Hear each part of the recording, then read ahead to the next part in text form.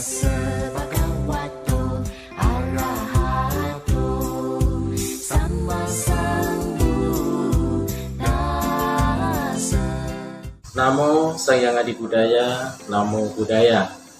Jumpa lagi dengan Pak Satino dalam pelajaran Pendidikan Agama Buddha dan Budi Pekerti.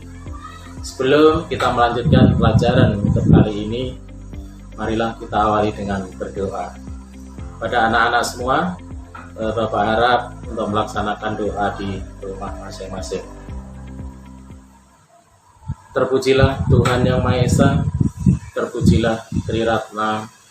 Dengan ini saya berdoa, semoga saya dapat belajar dengan baik dan benar untuk menjadi anak yang pandai dan berbudi pekerti luhur. Semoga semua makhluk berbahagia. Sadu, sadu, sadu. Anak-anak Bapak yang Bapak kasihi, pada pertemuan sebelumnya Bapak sudah memberikan salah satu kisah contoh daripada perjalanan seorang pangeran yang mempraktekkan abidana. Jadi seorang pangeran tersebut selalu memberikan segala sesuatu yang diminta oleh orang lain, sesuatu yang dimiliki, sesuatu yang disayangi, sesuatu yang paling dicintai sekalipun, yang merupakan kepunyaannya terakhir, diberikan kepada siapapun yang memintanya. Itu adalah salah satu contoh daripada pelaksanaan abidana. Pada pertemuan kali ini, Bapak akan menguraikan salah satu kisah juga, tetapi bukan berkaitan dengan abidana, tetapi adalah merupakan contoh daripada pelaksanaan mahabidana. Yaitu, Bapak mengambil kisah daripada Pangeran Mahasatwawan.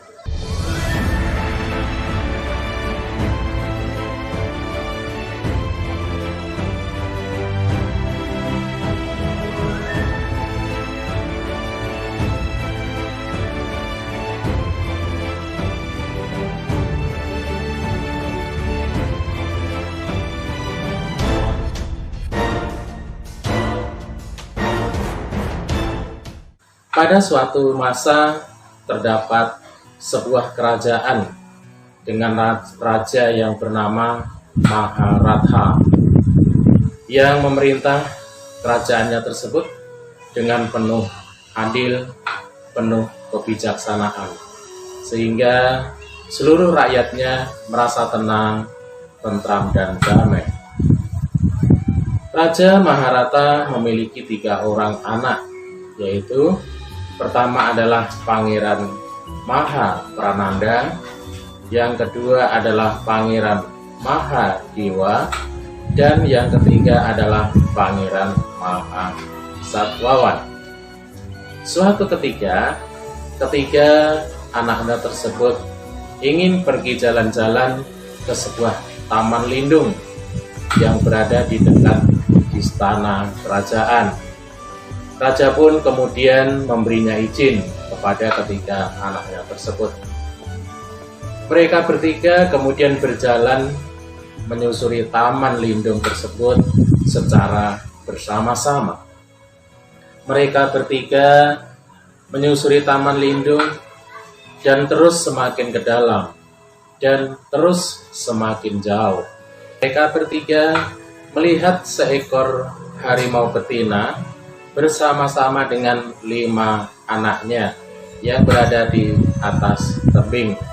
5 anaknya tersebut masih sangat kecil karena mungkin baru saja lahir beberapa waktu sebelumnya. Induk harimau tersebut kelihatan sangat lelah dan kelaparan. Melihat pemandangan ini, Pangeran Mahaprananda berkata, "Lihatlah ke sana, saudara-saudaraku. Harimau tersebut hampir saja memangsa anak-anaknya." Kemudian Pangeran Mahasatwawan bertanya, "Apakah makanan pokok harimau itu, saudara-saudaraku?" Kemudian Mahadewa mengatakan, saudaraku, daging dan darah adalah makanan pokok mereka. Kasihan sekali, berarti mereka tidak makan berhari-hari, jawab Pangeran Maha Prananda. Sungguh mulia bila ada yang mau berkorban untuk mereka, tetapi siapakah yang bersedia? Pangeran itu begitu besar, pasti tidak ada yang mau. Karena pengorbanan itu sangat-sangat sulit untuk dilakukan. Kemudian Mahasatwawan berkata, mungkin ada saudaraku yang tidak mementingkan diri sendiri. Orang yang memiliki kasih sayang tanpa batas, pasti mereka bersedia untuk melakukan pengorbanan tersebut. Kemudian Pangeran Mahasatwawan meminta kepada kedua saudaranya untuk melanjutkan perjalanan.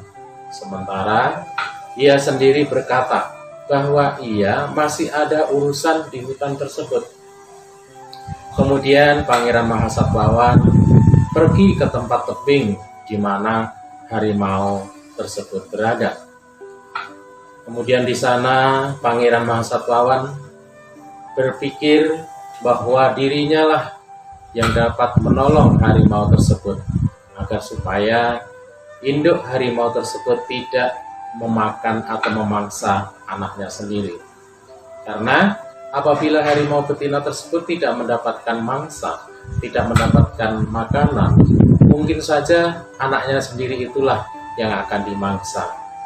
Oleh karena itu, Pangeran Mahasatwawan memutuskan bahwa dirinya akan mengorbankan tubuhnya untuk menjadi santapan harimau yang kelaparan itu. Begitu luhur, begitu sangat luar biasa niat dan tekad serta jiwa pengorbanan daripada Pangeran Mahasatwawan. Bukan hanya harta benda yang dimiliki, tetapi jiwa dan raga dia pun rela untuk dikorbankan demi untuk menolong seekor harimau yang sedang kelaparan agar supaya kelima anak harimau tersebut termasuk juga induk harimaunya juga selamat. Nah, pada saat itu kemudian Pangeran Mahasatwawan mengorbankan dirinya, menjatuhkan dirinya di dekat daripada induk harimau tersebut. Tetapi induk harimau tersebut memang begitu sangat-sangat lemasnya, begitu tidak bisa menjangkau keberadaan dari Pangeran Mahasatwawan. Kemudian melihat hal tersebut, Pangeran Mahasatwawan segera mencari bambu yang berada di sekitar tempat itu. Kemudian dengan menggunakan sebilah bambu yang berada di sekitar tempat itu, Mahasatwawan menusukkan bambu itu ke lehernya sehingga dia meninggal dan langsung dimakan oleh harimau betina tersebut. Saat Bodhisattva mengorbankan tubuhnya, seluruh bumi bergetar hebat dan terjadilah gempa bumi yang dahsyat. Para dewa dan Brahma berseru, "Sadu!" yang kemudian diiringi dengan munculnya bunga-bunga surgawi yang berguguran di sekitar tempat itu. Nah, anak-anak yang Bapak kasihi, cerita tentang pengorbanan yang dilakukan oleh Bodhisattva atau pengorbanan yang dilakukan oleh Pangeran Mahasatwawan adalah merupakan contoh dari pelaksanaan Mahapidana, yaitu pengorbanan yang dilakukan dengan mengorbankan jiwa dan raganya demi untuk menyelamatkan makhluk hidup lain. Anak-anak Bapak yang Bapak kasihi, demikianlah kisah daripada Pangeran Mahasatwawan yang sesungguhnya adalah seorang bodhisattva yang merelakan tubuhnya, merelakan jiwa dan raganya untuk menolong harimau yang sedang kelaparan. Bapak akhiri sampai di sini untuk pertemuan kita. Untuk selanjutnya kita akan membahas materi yang lain pada pertemuan yang akan datang. Pesan Bapak kepada anak-anak semua, tetaplah menjaga kesehatan, tetaplah sering mencuci tangan dengan menggunakan sabun pada air yang mengalir. Kemudian jika ada kegiatan di luar rumah, selalulah pakai masker dan hindari kerumunan atau keramaian-keramaian. Dengan anak-anak semua melaksanakan itu, maka anak-anak akan terhindar, akan terjaga, akan terhindar daripada penularan COVID-19. Dan juga dengan anak-anak melakukan itu juga akan membantu orang lain menghindari penularan daripada corona atau COVID-19. Sekali lagi anak-anak, tetap jaga kesehatan, tetap semangat, ceria, dan selalulah rendah hati. Bapak akhiri dengan Namo Saya Adi Budaya, Namo Buddhaya.